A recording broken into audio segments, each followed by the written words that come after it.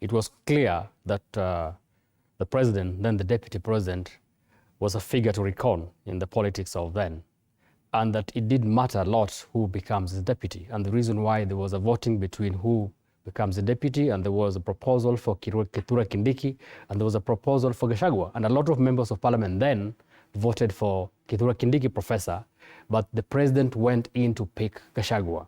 It basically means that he had his own personal muscle at that time to become president, irrespective of who becomes the deputy. And I think that is the spirit that we will need to discuss when we are discussing about the next replacement of Gachagua. Because as to whether Gachagua is going to be replaced or not, I'll tell you the die is cast, is open, it is out there, and I think if I were Mr. Gachagua, the deputy president now, I will resign so that I can continue with my benefit thereafter. If he doesn't, this replacement is already done. And the reason why you find people already discussing about who is the possible replacement, because already people have seen through and they know that the end is near and that the deputy president is going to get out of the scene. One thing that Mr. Kamanya said about the possible replacement is that the Mount Kenya people are saying it can go to anybody else because they did not see the benefit. And I think it's important. That is a very critical point. They did not see the importance of Rigathi Gachagua as the deputy president for the last 2 years. That basically tells you of the kind of a person that we are impeaching. Probably it wasn't even beneficial to anybody. Probably it was only beneficial to himself. He will only say, Usiguze Murima, and yet when we look at the charges against him, it's like individual charges. It's not about the people of the mountain.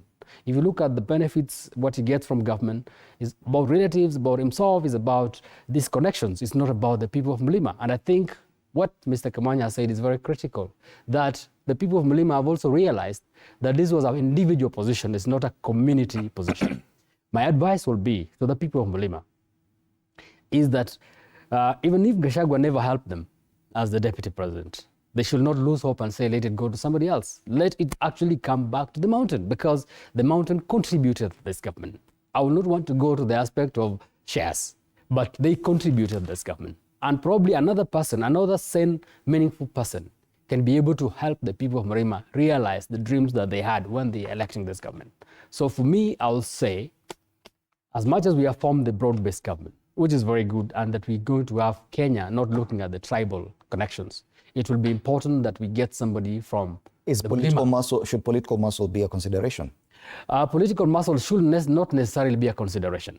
Because like I said, the president himself had the muscles to become president irrespective of who the deputy was.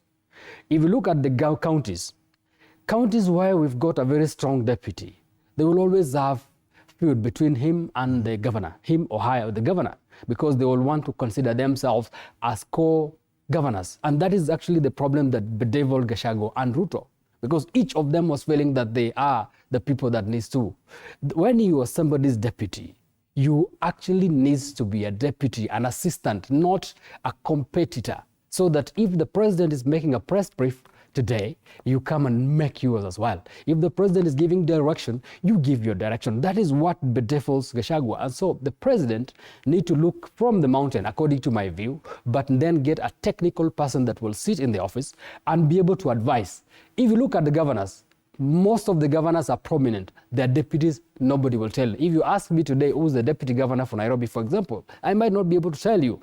And that is why Nairobi is quiet. But if you go to the counties where deputies seem to be raising their horns, those counties are always having problems. And so the deputy president that needs to come now should be a technical support person to the president and not necessarily a political muscle for the president. This individual, Bwana Sosion, is only a heartbeat away from the presidency itself.